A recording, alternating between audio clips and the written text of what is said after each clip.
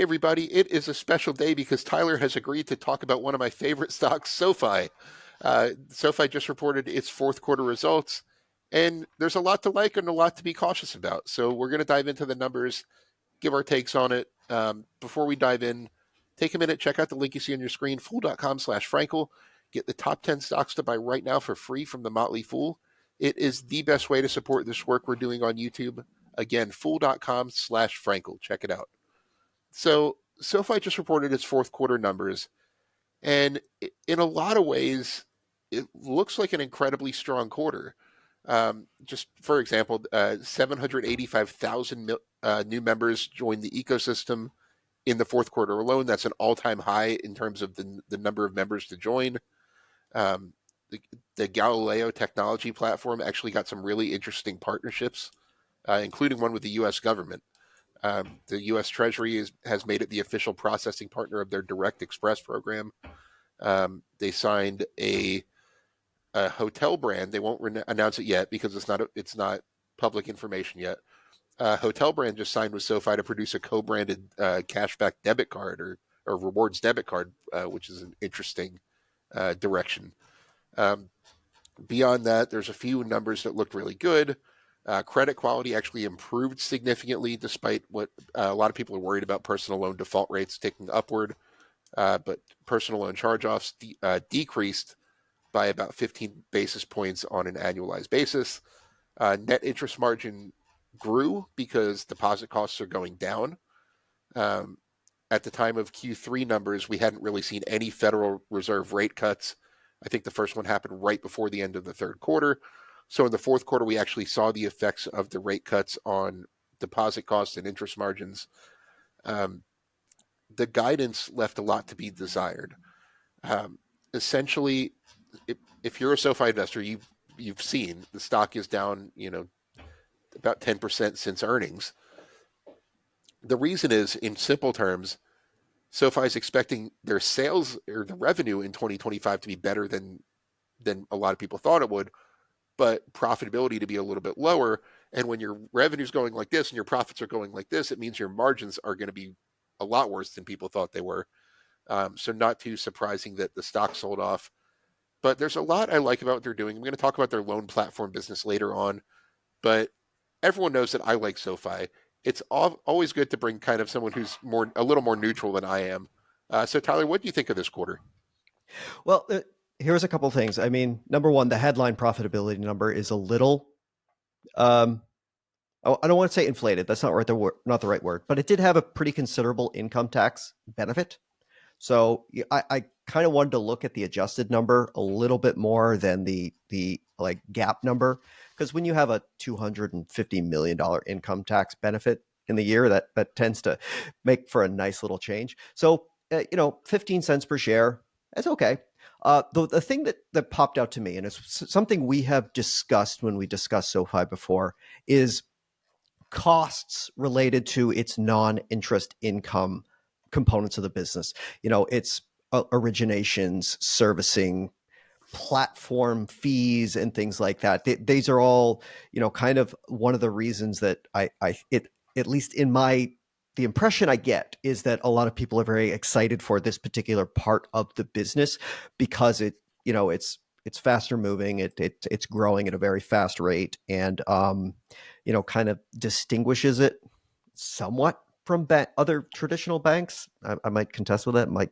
All loan origination and bundling and securitizing loans is pretty bread and butter banking sort of things. But the thing that stood out to me with this is that the costs associated with that side of the business just seem to keep going up and not really getting in sync with the it's not scaling, I guess you will, if you will, to a level that I think would make it a very profitable endeavor. I see non-interest income, so basically like the revenues that it generated from these non-interest things, was 958 million for the entire year 2024 versus total non-interest expenses of 2.4 billion. So that's a pretty considerable loss for this side of the business. And that was, it's like, well, it was only 100 million more in expenses compared to 2023, but also 2023 they took some pretty sizable impairments of goodwill. So, I just see there's a lot of costs associated with this non-interest income that don't seem to be abating to a level that's going to let it reach economic scale that I think a lot of people have been betting on. On the interest side, everything, is fine. Like they have very high net interest rates relative to a lot of other loans, a lot of other banks, because, as we've said before, its net interest or its loan book is heavily weighted towards higher interest rate things like personal loans, student loans. Not a bad thing necessarily. Just it's a little bit higher on the risk spectrum, a little bit more probability of defaults compared to home loans. The good thing, and I will point out the really good part, is their home loan related originations grew by 88%. It was the fastest growing segment of its loan book. So bravo to them. But just to be clear-eyed about it, its entire loan book is about $23 billion on the books, and home loans only represent 1.8 billion of it. So it's still a small portion. I would like to see that go higher, obviously, because I think home loan, I don't think home loans tend to be a much safer asset than personal loans in terms of default rates, everything like that. So, it adds a little bit of ballast. I guess the thing to keep in mind, though, is that does end up resulting in lower net interest spreads, because home loans are, by their very nature, going to be lower interest rates, therefore lower net interest spreads. So, I think over time, maybe some of those net interest spreads will come down. Not a bad thing, just kind of like, I think, a nature of the loan book. I think it can still remain profitable. Maybe just it won't be the incredible net interest margins that we've been seeing lately, which is fine. I think that's good. And that I would encourage that, especially for the long-term stability of this business. The thing that concerns me the most, and part of the reason that I'm still very much on the fence with SoFi, is this non-interest costs. Until I can see some like real progress towards economic scale on that side. And when I mean economic scale, like your revenues far outpacing your costs. Until I see that, I'm going to just kind of be like, I'm really on the fence here, because that's a lot of money going out the door for this part of the business that's supposed to be the revolutionary, fast growing part. But like all your profitability is in bread and butter banking. Yeah, I mean, the student loan business you brought up, that's a really interesting business, and I'd like to see them actually scale that more, which I think is possible in the new administration. The Biden era student loan relief, the wait and see mode is almost over, in my opinion. You're not going to have all Now, the now you're coming after my investment in Sally Mae. Come on now. well, student loans have, and you mentioned home loans have a very low default rate relative to personal loans, and they absolutely do. But compared with the yields they produce, student loans actually have a better dynamics when it comes to default rate, because they're the only type of loan that's not dischargeable in bankruptcy.